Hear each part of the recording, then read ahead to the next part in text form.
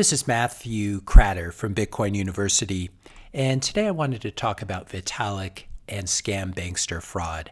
I'll be talking about these two guys, Vitalik Buterin, co-founder of Ethereum, and Sam Bankman-Fried, who was the founder of FTX and now the disgraced founder. And my thesis is that Vitalik and SBF have that same creepy soy boy, dishonest energy, in my opinion. This whole video is just in my opinion, and it's just drawn from stuff I found online, so you can make your own decisions. Both Vitalik and SBF are also scammers, in my opinion. So this is what makes it so fascinating to see Vitalik try to distance himself from SBF after the spectacular implosion of FTX. We just had this article a couple days ago. Ethereum's Vitalik Buterin. Crypto community never really respected Sam Bankman-Fried. So I want to talk about this because this is a bit of revisionist history on Vitalik's part. There's a quote from this article from Vitalik saying, "I think a lot of people have this misconception that everybody deeply respected Sam and that he caught the entire ecosystem by surprise. I think it is true that nobody expected a literal $8 billion blow up." Well, of course, that's not true. The Bitcoin maxis got this completely right.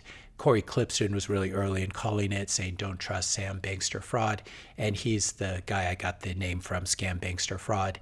You can look, I'll link in the description notes below. You can see this whole thread of Cory's tweets about SBF leading up to the blow up. And I'll also link to my video about Sam Bankman-Fried in the description notes below, where I called the collapse of FTX just a few weeks before it happened.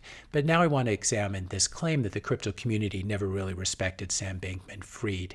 I don't think this is true, and we can see here, for example, it's very strange for Vitalik to say something like this, because here was a show that they did together, a podcast they did together, Vitalik right here, SBF in the middle, talking about crypto and effective altruism.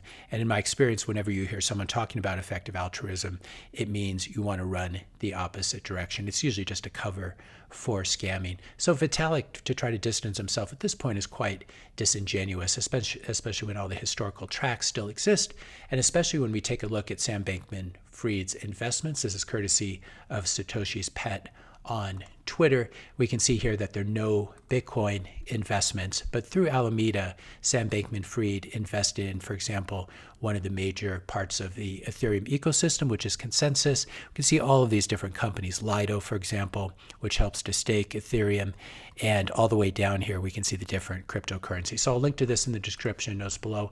Obviously, FTX listed a huge amount of crypto tokens. It was a crypto casino. This was its main role.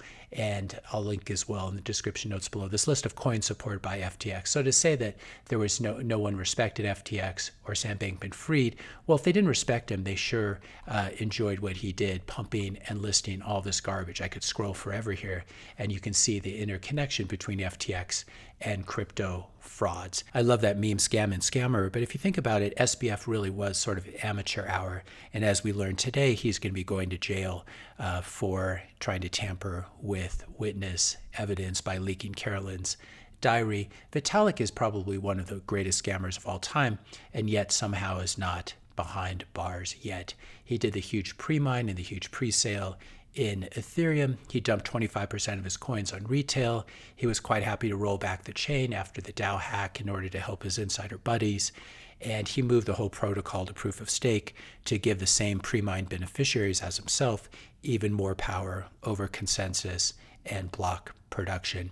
Vitalik and Joe Lubin also control much of the Ethereum ecosystem, as we've covered in previous videos, through Consensus, which owns node operator Infura and the MetaMask wallet. There's a bit of a thunderstorm going on right now, so I don't know if you can hear that thunder, but that is what you're hearing. This is one of the wonderful things. I enjoy the thunderstorms in Colorado in the summertime.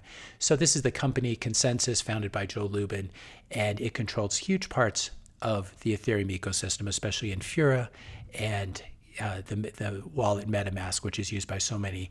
And they conspire together to take advantage of Ethereum users. Here's an article I'll link to below about how Infura is to blame for MetaMask violation, collecting wallet and IP addresses from MetaMask users. I'll also link to this article that talks about Vitalik dumping 25% of his position. Remember, Satoshi never sold a single Satoshi.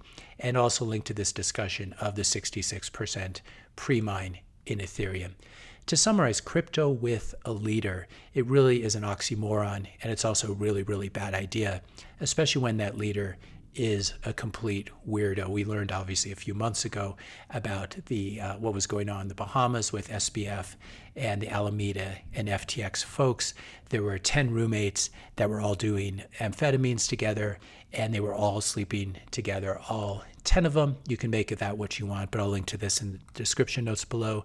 And then we have Vitalik has his own sort of implied degeneracy. Again, this is just found on the internet. I don't know if this is true about CP and his view of it, but we do have this tweet from him that he deleted where he said, "I can easily argue that doing heroin imposes risks on others and simple possession of CP does not." When you look at how he dresses and you look at these various wearing pajamas to a conference and dressing in animal costumes, you can sort of put together a picture, if you know what I mean. And now you understand why Bitcoin's immaculate conception is so important, because Satoshi had the foresight and humility to disappear. So we don't have to worry about stuff leaking out from his personal life. Everyone has flaws. It would seem to me that SBF and Vitalik are quite degenerate. But again, we don't have to worry about with Satoshi. And he seems to have been a much more generous and open and noble and magnanimous person, as we can tell from the fact that he never sold his coins and he departed the project, which really helped Bitcoin become what it is today. On the other hand, it's funny how Ethereum is so supposedly so decentralized, and yet it doesn't need a leader, and yet somehow Vitalik has to keep sticking around. If you want to learn more about the dirty history of Ethereum, I'll link to 2 of these longer videos in the description notes below: Ethereum's Dirty History Part 1 and Ethereum's Dirty History Part 2. I want to conclude by showing another thing that SBF and Vitalik have in common. It is basically this Bitcoin, basically bad-mouthing Bitcoin in order to advance their own interests. So of course SBF said that Bitcoin has no future as a payments network, and we've seen similar things from Vitalik over the years where he says that Bitcoin is going to have a problem if it doesn't move away from proof of work, which is actually one of its greatest strengths. And he talks about how Bitcoin's long-term security is going to be in trouble because of the diminishing block subsidy. We've covered that in other videos. It's not something to worry about because we have the transaction fee market as well. But I think this is interesting to see how both of them really are enemies of Bitcoin, and they use it to push forward their own interests. Fortunately, Bitcoin doesn't care. SBF is probably going to be in jail tonight as I'm recording this, and I expect Vitalik to end up behind bars, in my opinion, at some time as well. If you found this video helpful, be sure to hit that subscribe and like buttons. Hit the notification bell if you want to be notified when I publish my next video. And let me know your questions and comments in the comment section below. Thanks a lot for watching, and I'll see you in the next video.